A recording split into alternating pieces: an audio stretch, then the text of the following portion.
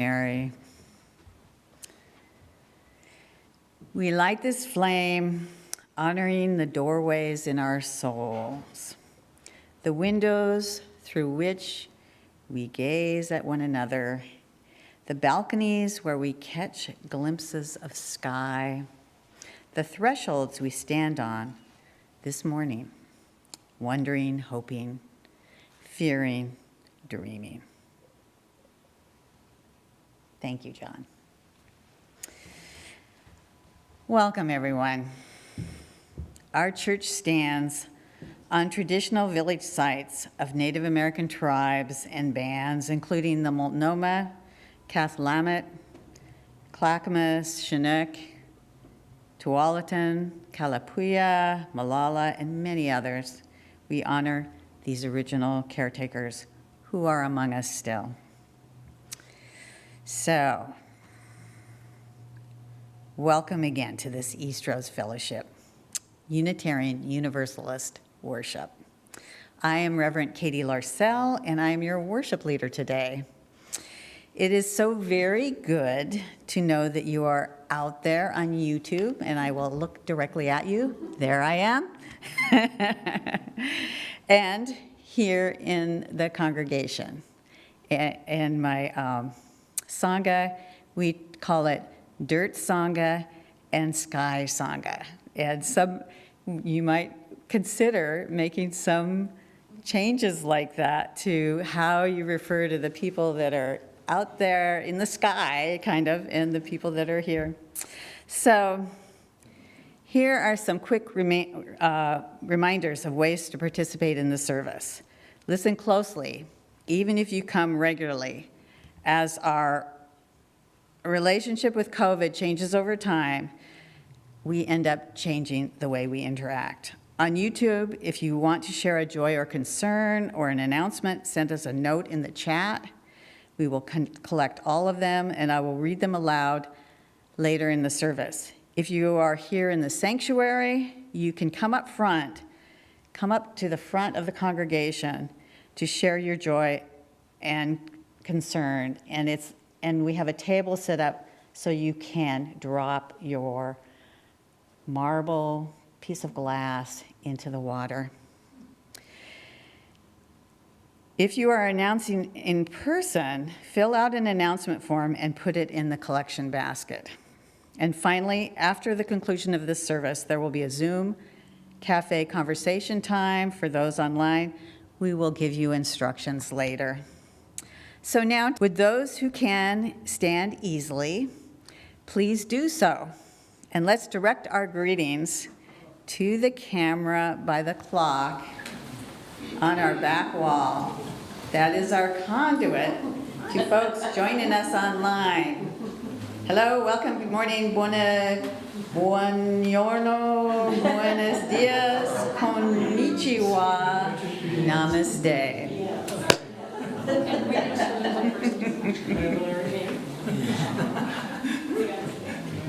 So we're, come on, you gotta sit down. We are delighted to welcome Reverend John Hasenjaeger into our pulpit today. He is a longtime friend of Eastrose, a minister of the Presbyterian Church. John has spoken at Eastrose many times, has participated in music as both a singer and a Latin percussionist, and has even served on a couple of committees. Now, did you hear that? He has actually served on a couple of committees, which, as you know, is above and beyond. For 20 years, he has taught philosophy and religion at Mount Hood Community College. And so that's how we know how he came to preach the sermon he's preaching today, which is From East County Rising to the Renaissance, to Plato, to you, connecting the dots. So just for him, I dashed, it's in here somewhere. My copies are down at the very bottom. Turns out we both own this book. I dusted off a copy of Plato and a Platypus platypus walk into a bar, understanding philosophy through jokes. There are 2 jokes about Plato's philosophy in here, and I'm going to tell them. This is in your honor, John. Plato believed that the prime virtue was wisdom. Plato defined it as the idea of the good. You all knew that, right? At a meeting of the college faculty, an angel suddenly appeared and told the head of the philosophy department, "I will grant you whichever of 3 blessings you choose, wisdom, beauty, or $10 million. Without a thought, the professor said, "Wisdom. I want wisdom." There is a flash of lightning, and the professor is transformed. But she just sits there, staring at the table, seeming either stunned or quite depressed. One of her colleagues whispers to her, "Say something that showcases your new wisdom to us." The professor looks up, still ashen-faced. "I should have taken the money." True wisdom, right? Plato believed that the material world was not as good as the eternal world. This world we live in now is just a poor copy of what it could be. So, there was once a rich man, George, who was near to death. He knew when he died that he couldn't take his wealth with him to heaven, but he wanted to. He prayed and he prayed and he prayed, and finally he got through to the angel of the Lord. And the angel was moved by his prayers, and the angel spoke to God on his behalf, and God, for whatever reason, decided to make an exception and allowed George to bring 1 suitcase with him. Overjoyed, George gathered his largest suitcase. He did this all very slowly because he was very sick. He filled it with pure gold bars and placed it beside his bed. He climbed into bed and shut his eyes. When he opened them, George found himself in front of the pearly gates with his suitcase in his hand. St. Peter, seeing the suitcase, said, "Hold on, you can't bring that in here." But George told him the whole story. Apparently, St. Peter hadn't been given the memo. St. Peter left George at the gates and went inside to verify his story. And when he returned, he said, "You're right. You are allowed 1 carry-on bag, but I'm supposed to check its contents before I let it through."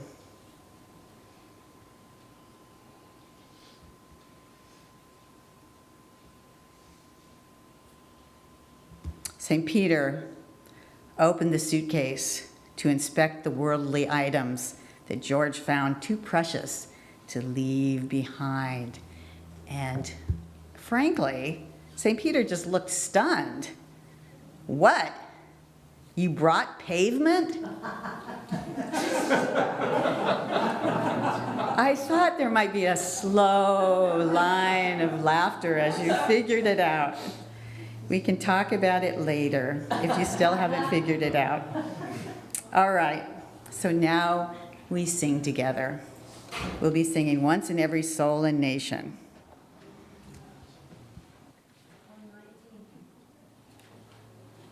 Yes, Graham Lowe, number 119. I am the song Yes. leader. Please stand. I am not the soloist. So please.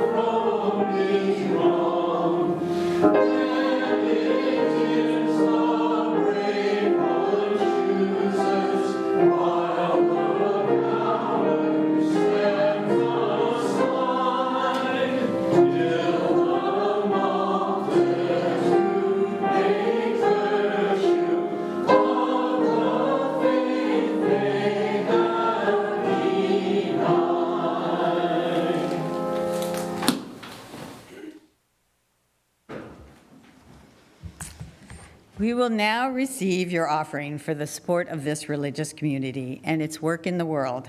At Eastrose, we share half of our collection with a local nonprofit that helps people in our community. This July, August, and September, our partner organization is Friends of Nadaka Park. I've been a member of Eastrose long enough to see this park transform from a fenced-in, dangerous place where neighbors didn't feel safe walking through it to a showplace of the community. It is a beautiful park. Eastrose has been a partner of Friends of Nadaka Park, with Sue Stewart putting in many hours with the community group who ushered in the playground that's now there, the community garden plots that are now there, and the rich partnership they have with H.B. Lee Middle School, which is just down the road. For those participating online, you can find donation options on the screen and through the Eastrose website. Here in the chapel, as the basket goes by, remember you can put in announcements.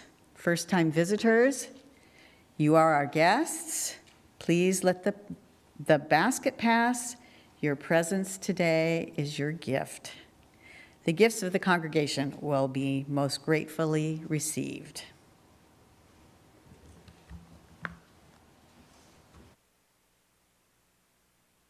We're going to sing a song. I say we rather than I, because I'm going to invite you to sing along on the refrain, which is on the screen.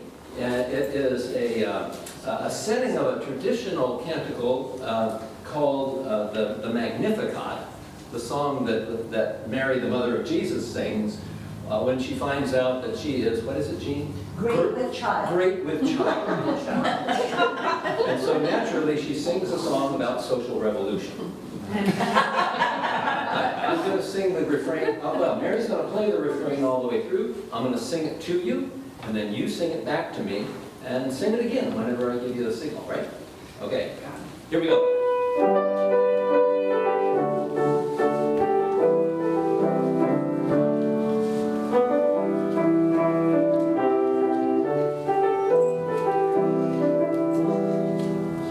My heart shall sing of the day you bring. Let the fires of your justice burn. Wipe away all tears, for the dawn draws near, and the world is about to turn. Your turn. My heart shall sing of the day you bring. Let the fires of your justice burn. Wipe away all tears, for the dawn draws near, and the world is about to turn. My soul cries out with a joyful shout that the God of my heart is good, and my spirit sings of the wondrous things that you bring to the ones who wait. You fixed your sight on the servant's plight, and my weakness you did not spurn. So from east to west shall my name be blessed, but the world be about to turn. My heart shall sing of the day you bring, through the fires of your justice burn. Wipe away all tears, for the dawn draws near, and the world is about to turn. From the halls of power to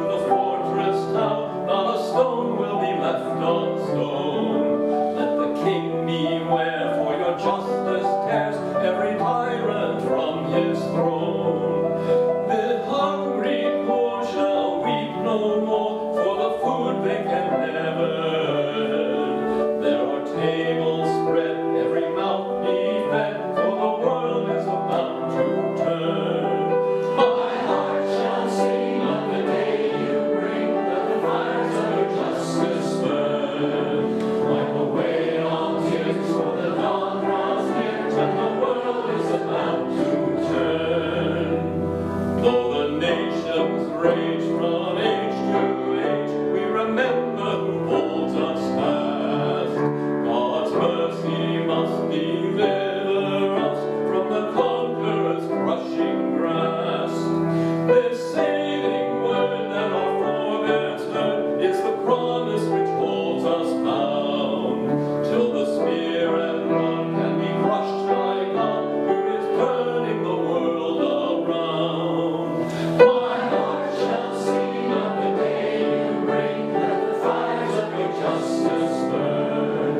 Wipe away all tears, so the dawn grows near, and the world is about to turn.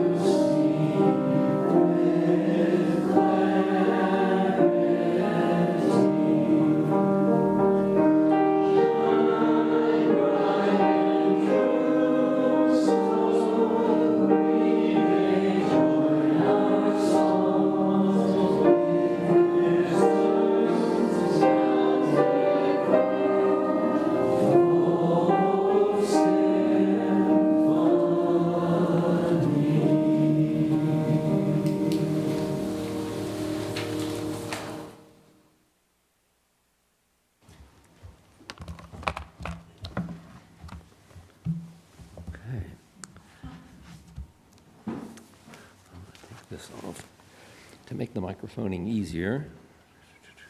Put that down.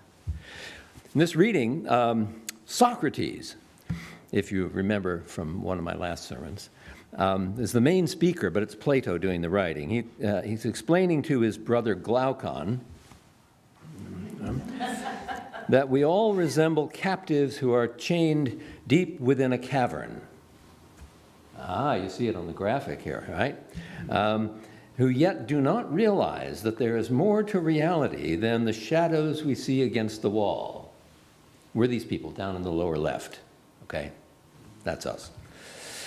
Imagine, this is now Socrates says, imagine that there are people living in a cave deep underground. The cavern has a mouth that opens to the light above, right? And a passage exists from this all the way down to the people. They've lived here from infancy with their legs and necks bound in chains. You can't see that too well in the diagram, but they're bound in chains, trust me. They cannot move. All they can do is stare directly forward as the chains stop them from turning their heads around. Imagine that far above and behind them blazes a great fire. That is inside the cave. You see the fire in the middle of the picture there. Between this fire and the captives, a low partition is erected along a path, something like puppeteers use to conceal themselves during their shows. That's these folks in the middle. Look, and you will also see other people carrying objects back and forth along the partition, things of every kind, images of people and animals, carved in stone and wood and other materials. Some of these other people speak, and others remain silent. A bizarre situation, brother, for some unusual captives. But so we are. Now, tell me if you suppose it's possible that these captives ever saw anything of themselves or one another other than the shadows flitting across the cavern wall before them. Certainly not, brother, for they are restrained all their lives with their heads facing forward only. Now, if they could speak, would you say that these captives would imagine that the names they gave to the things they see applied to real things? I guess it would have to be so. And if a sound reverberated through their cavern from one of those others passing behind the partition, do you suppose that the captives would think anything but the passing shadow was what really made the sound? No, by Zeus. Then undoubtedly, such captives would consider the truth to be nothing but the shadows of the carved objects. Now I say, okay, that's the scene, that's the setting, full stop. I would only point out that Plato was inventing television before its time. But moving on. So now, imagine you are one of those captives, and now we have action, right?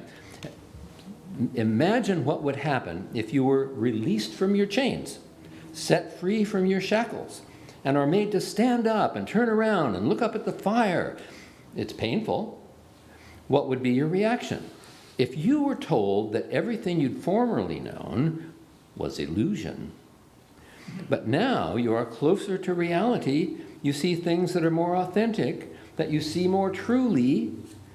Now look at the objects passing in front of the fire.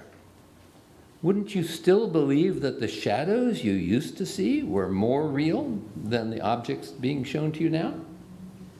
I suppose I would think them more real. So now, if you were forced to look directly at the firelight, wouldn't your eyes be pained? Wouldn't you turn away and run back to those things which you normally perceived and understand them as clearer than the things being shown to you now? That's right. Now, imagine being forcibly dragged up the steep climb, out of the cavern, right? And firmly held until you stand outside the cave in the light of the sun. I think you would be upset and even begin to complain. In that light, wouldn't your eyes be nearly blinded, unable to see any of those things clearly that we ourselves call real? I think you may be right, brother. I wouldn't see them at first.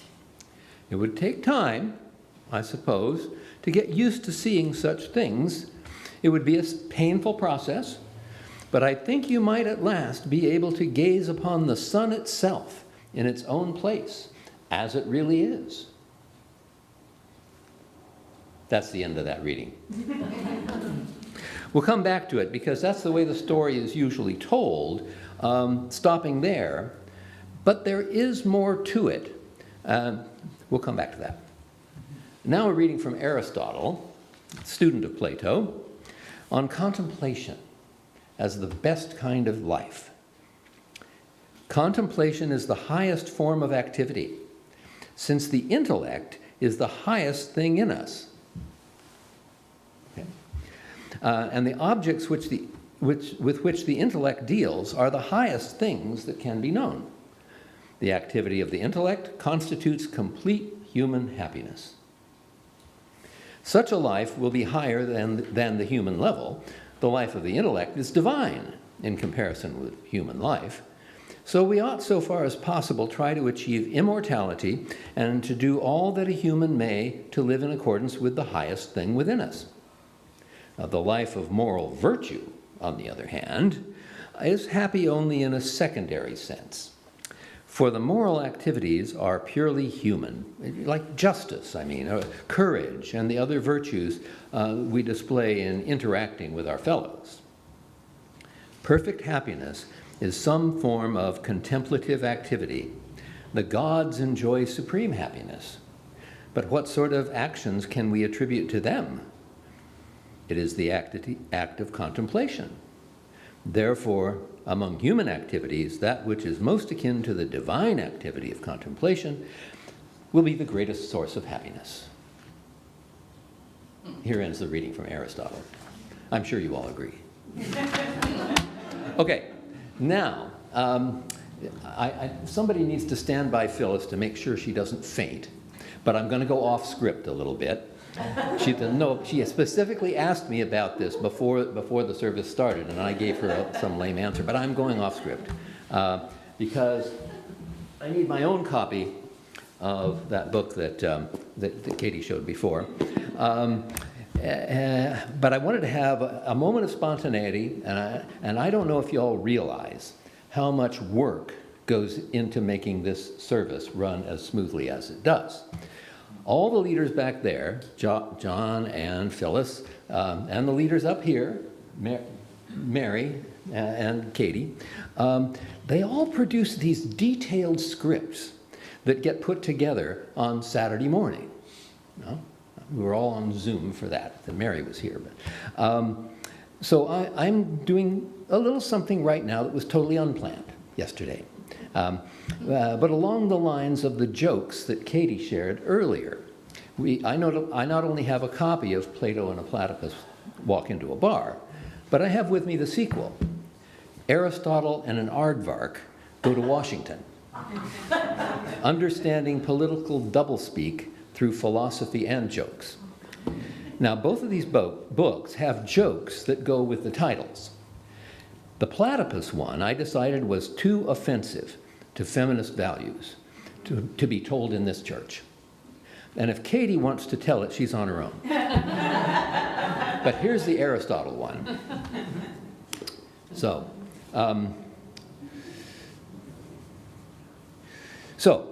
Aristotle and the aardvark go to Washington. After walking around town, taking in the usual power centers, the White House, I want to add Trump Tower, but I have to leave that out now. The aardvark turns to Aristotle and says, you know what, you ought to run for president. You're way smarter than any of these people, you're an expert on logic and rhetoric, and you've got terrific name recognition. Aristotle replies, not for me, pal. I'm a behind-the-scenes kind of guy, the Karl Rove of the Golden Age. You're kidding me, says the aardvark. Whose campaign did you run? And Aristotle says, well, you remember that putz they used to call Alexander the Mediocre? Okay, that can be funny if you know that Aristotle actually was a tutor to the young Alexander before he became king. Anyway, moving on. I was initially inspired in this reflection by two talks here at Eastrose during this last spring and summer. Eddie Morales, who brought when he and Hugh joined Eastrose, he brought a kind of update, a perspective from East County Rising and his work with the Gresham city government on what he called the crops being nurtured with our social issues here in East County. And then Jessica Sand, whom a lot of us have known for a long time as Jessica Reed, before she changed her name, when she was part of Eastrose, spoke on service, activism, and social justice, living our UU faith, back on July 3rd. Now, Eddie outlined for us the many things that East County Rising has worked on in our local community, including Nadaka Park, just down the street, which we are sharing the bounty with this month, and other parks in town, to steps towards producing a parks and recreation program system for the city, but many efforts to respond to homelessness, including eviction protections and rental and utilities assistance to help people not become homeless in the first place. The building of more than 200 units of affordable housing, including disability accommodations and with wraparound services, small business support through the pandemic, police reform with a new police chief, including responders to non-emergency needs, and proactive outreach, including to youth, a new diversity, equity, and inclusion director, and a new city manager for the city of Gresham. Then Jessica reminded us of the many ways Unitarian Universalist values call us to active pursuit and advocacy for a better world and the common good. She talked about our own aspirations to be the beloved community, including confronting structural and systemic racism and white supremacy culture within and beyond our own faith community. And she urged us to speak out with clarity on moral issues, both as individuals and collectively. We've had these inputs in our Sunday morning services, and I wanted to affirm all of these things. And so naturally, I thought of the Renaissance in Florence, Italy, in the 15th century. Okay, now maybe your mind doesn't work the same way as mine. So let me explain. A friend gave me a copy of this book, The Bookseller of Florence, which is a story of the Renaissance in that period in Florence. And it's tied together by this character, Vespasiano da Bisticci. There he is on your screen. Vespasiano was what was called a cartolaio, literally a paper seller, with a shop in the Via dei Librai, the street of booksellers, in Florence, Italy in the 1400s. That's been called the golden age of Florence, the height of what we've come to call the Renaissance, that rebirth of culture and vitality that moved Europe from the medieval into the modern age. He not only sold all kinds of writing and bookbinding materials, but he ran a whole operation of scribes. This is before the printing press. They copied old manuscripts and bound the new manuscripts together into beautiful books. They sold to wealthy private collectors and the new educated public, hungry for the classics of ancient Greece and Rome, as well as the new writings of the time. A major part of his work involved recovering those Greek and Roman classics and saving them from oblivion. Vespasiano often traveled to old libraries to find old deteriorating copies to bring back to Florence, to have his army of scribes make many copies. And his books were often illuminated by artists of the time to make the beautiful books for which he was known. Now, one result of all this activity was that Vespasiano knew everybody, and everybody knew him among the leading lights. Among his clients were politically powerful ones like the famous Medici rulers of Florence, and perhaps most famously represented by Lorenzo the Magnificent. There's Lorenzo, who ruled Florence from 1469 until his death in 1492, at age 43. Now, Vespasiano himself died 6 years later at the age of 76. His bookshop during this long stretch of career was a gathering spot for generations of writers through most of the 15th century. But during that time, there was a shift in the prevailing views of these cultural leaders from earlier in the century to later, according to the book I was reading.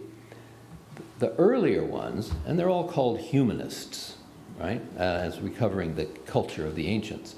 The humanists of Florence celebrated the active life of politically and commercially engaged citizens immersed in the hustle and bustle of the Republic.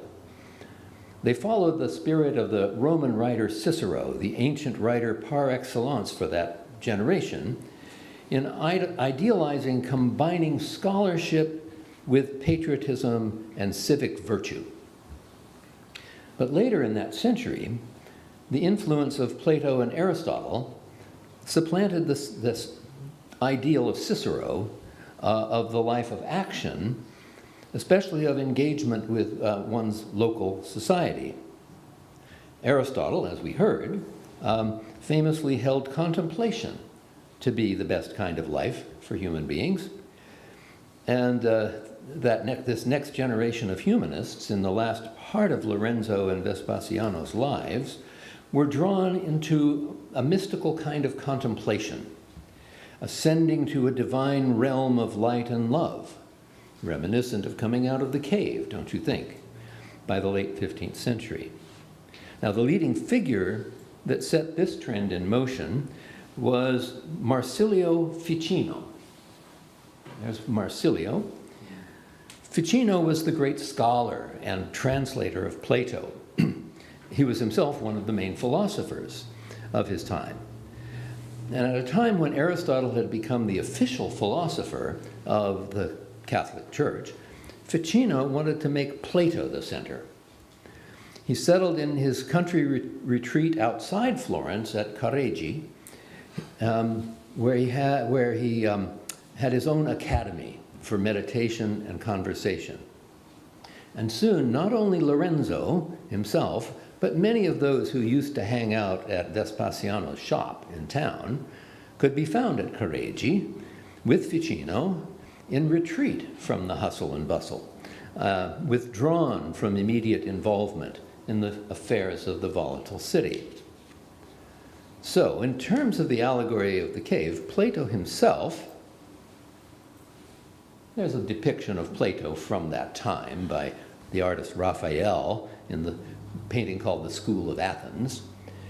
Plato points upward to that upper world of light and perfection, the life of enlightenment and peace.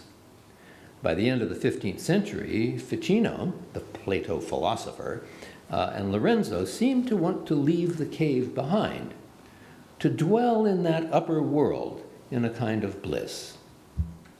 Sound nice? How should we understand this impulse? To begin with, I have to note that both Plato and Aristotle were in fact social activists. They did not approve of withdrawing from social responsibility. So I invite us to go, in our imagination, back to the cave to seek some guidance. There's a cave. There are details of this story that these pictures usually leave out.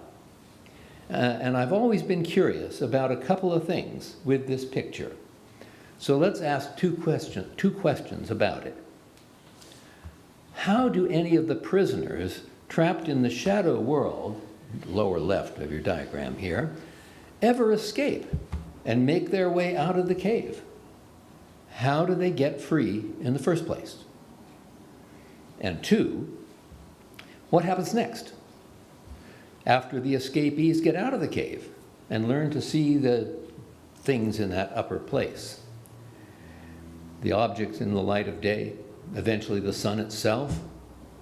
Is there a sequel to this story? Now, to question number one, how do any of these prisoners get free? The story we read with Katie a moment ago only says you were released, or you are made to stand up, or you are forced to look directly at the fire, and so on. It's all in what you grammarians out there would call the passive voice, right? Which means you can't see who's acting, right? How does it happen? Who is doing the releasing and forcing and dragging? So far, we don't have a clue. But that's question number one. But now remember question number two. Is there a sequel? Is there more to the story? And the answer is there is a sequel. but it's rarely told when the allegory is presented. So listen up. I could not find it in any of the pictures that I found online, but here it is. I think it does answer question number 2, and I'm convinced that it's where we find the answer to question number 1 as well. So here it is. Socrates asks us, when we're standing outside the cave now, should we remember our fellow prisoners and what they accepted in the cave? Shouldn't we consider ourselves fortunate for our own transformation and feel compassion for them? Brother, as I always do, I agree. Yeah. It's very agreeable. You'll notice. So when we've ascended from the cave, we must not allow ourselves to do as we want to do. Brother, you remember I was dropped on my head as a child, and I just don't understand what you mean. Oh, well. Only natural. I mean, what we want is to remain in the upper world. But this must not be allowed. We must descend again among the prisoners in the cave and engage in their labors. Ew, that's so unfair. Why should I have a worse life just when I have gotten a better one? Children sometimes have this reaction. I don't know if you've experienced that. Okay. But have you forgotten, Glaucon, my dear, the whole point of our discussion, which was to benefit the whole community, not just our small group? We are here to be benefactors of one another, not just to please ourselves. True. I had forgotten that. So it's not unfair, Glaucon, to expect those outside the cave to care about others who do not share our experience of escape. You are where you are for a purpose. When your turn comes, you must go back down to the cave. And will our companions in our little community refuse to take their turn engaging in the struggles of our surrounding society? Brother, I find that impossible. They are good people, and the demands of social justice are just and fair. Thank you very much. You're welcome. Okay. So, there lies the clue, I think, answering our question number 1 as well. The passageway out of the cave is actually a two-way street. The diagram doesn't show that. But we need to imagine people going back down as well as up it. And we need to imagine down at the bottom of the diagram people who've come down the tunnel, removing the chains, assisting the captives, being companions on the ascent as well. Now, I've purposely left out of this any interpretation of the cave allegory, right? What its features are supposed to stand for, any of that, right? You are invited to use your imagination. It's open to many interpretations. Plato himself saw the shadowland as our ordinary experience, the fire, the light of the sun, and so on, and the outside world is the realm of truth, the real world, as Plato saw it. Some versions of Buddhism, I'd suggest, might see the outside as enlightenment or nirvana. And the return to the cave is like the compassion of the Buddha, turning back to enlighten others, or the bodhisattva path. Popularly, this is interpreted as about education or learning in some general sense. But this morning, I'm going to take the liberty of offering another interpretation, which goes to the dilemma faced by the Florentines during the Renaissance and by us today, where we're sitting right now. By us, I mean people in churches, in UU churches like Eastrose, in my own Presbyterian churches across town, many others. Why do we go to a church or even listen to a sermon or whatever this was? One thing that can happen is that we are shown that another world is possible, or we're drawn in some new way of seeing things. We may improve our spiritual well-being. We may be nourished, strengthened for our journey. Or we may even receive some measure of enlightenment. If any of that happens for you, think of it as your release from the cave and stepping into the light of day. Now, for most of us, it doesn't stop there. We might equally be drawn into community with those around us in this place. In our cave world, whatever that is for you, we might experience isolation, loneliness, or separation, but here we seek a beloved community, a home in the spirit. But is there still something missing? Is there a sequel? And here I think there is.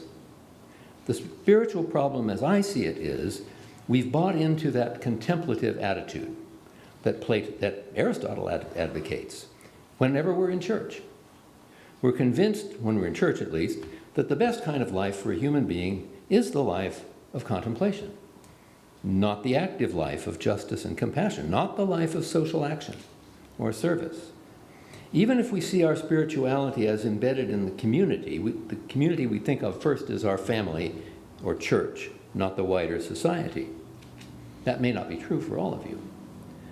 But I'm suggesting that, I'm not suggesting we avoid contemplation or our intimate communities. Far from that. That would be awful. What I'm saying is that our challenge is to live a full life in this world, which also includes care for those wider issues of local and global concerns, which brings us right back to East County Rising that inspired me to think about this in the first place, believe it or not.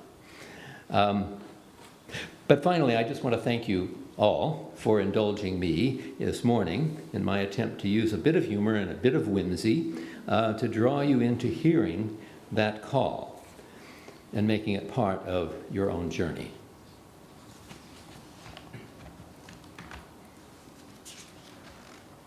And now, I'm going to invite you into the closing hymn, which I'm going to play a drum with.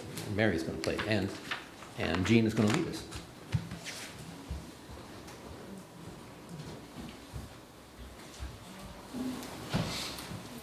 And a lot of you know this song or know of this song, and I put my wrong place. And I encourage you to channel your inner Harry Belafonte and sing out. Are we to stand up? Yes. Only if you dance.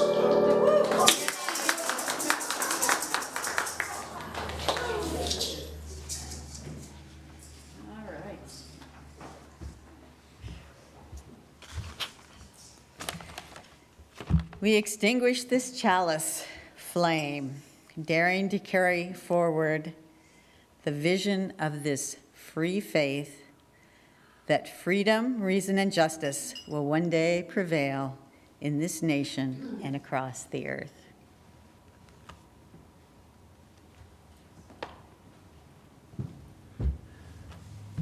So I ask you to receive a benediction, and I'd like to remind us that a benediction is not a prayer.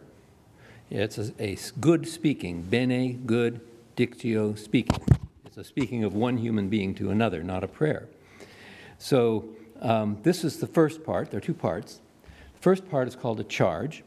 That's where I get to tell you what to do in case you missed it in the sermon. So here it is. When you go out from this place, whether it's the physical space of this building or the cyberspace of remote viewing, say hi, take whatever you gain from this hour to the wider world that hasn't had that benefit. What you do can make the world a better place. And the second part is the blessing. Here it is. May the chances of life give you opportunity to do all that stuff I just said in the charge. May you grow and blossom and flourish, and may you excel at being and becoming the best version of yourself. Let it be so.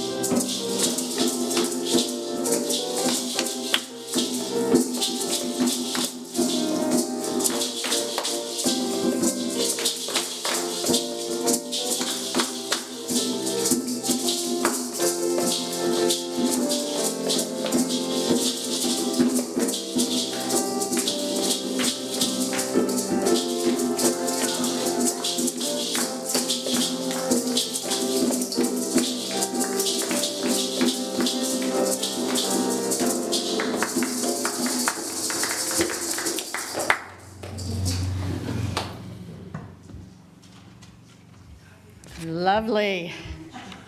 So now, all I have are the announcements. And I'll try and make this quick, but I wanted to say that next service on September 4th is called These Are a Few of Our Favorite Hymns. It's going to be a hymn singing service.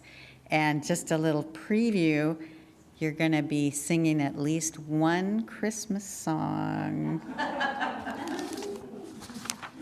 So let's see, I have a few more announcements.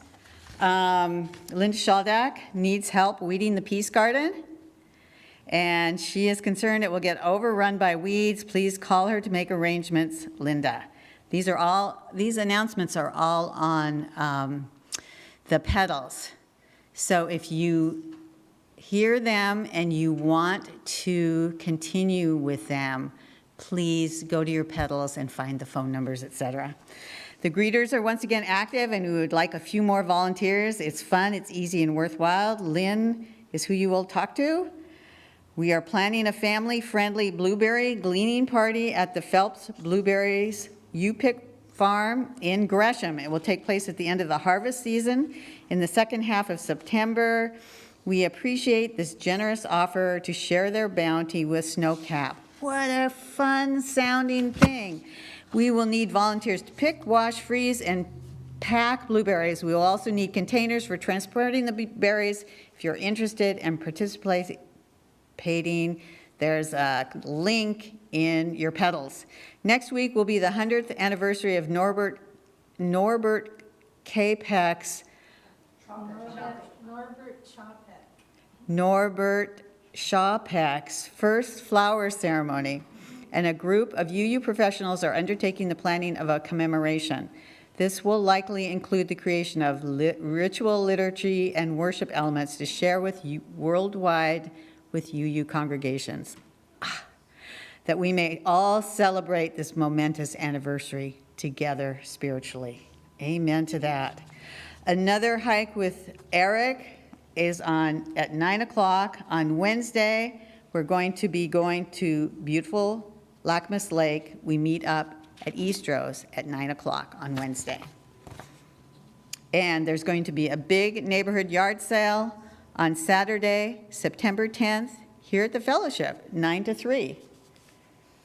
And Keene says, outreach membership meeting, Tuesday, September 30th, 3:30 at Eastrose. All are welcome. I mean, August 30th? August, I'm sorry. Oh, August 30th. I am, yeah. This coming Tuesday. Hero, September. So anyway, yes, so now, One more thing. one more thing. You can get on there. Next week, we are starting our potlucks again. Oh, yes. So bring something good. Come and enjoy food as well as the coffee. You can still drink coffee, but bring the food. And anybody online, show up with the potluck. If they can. This concludes our service, friends. Here, folks here in the chapel can now visit with coffee and tea. Folks online can join in our cafe conversation by clicking on the link in the chat.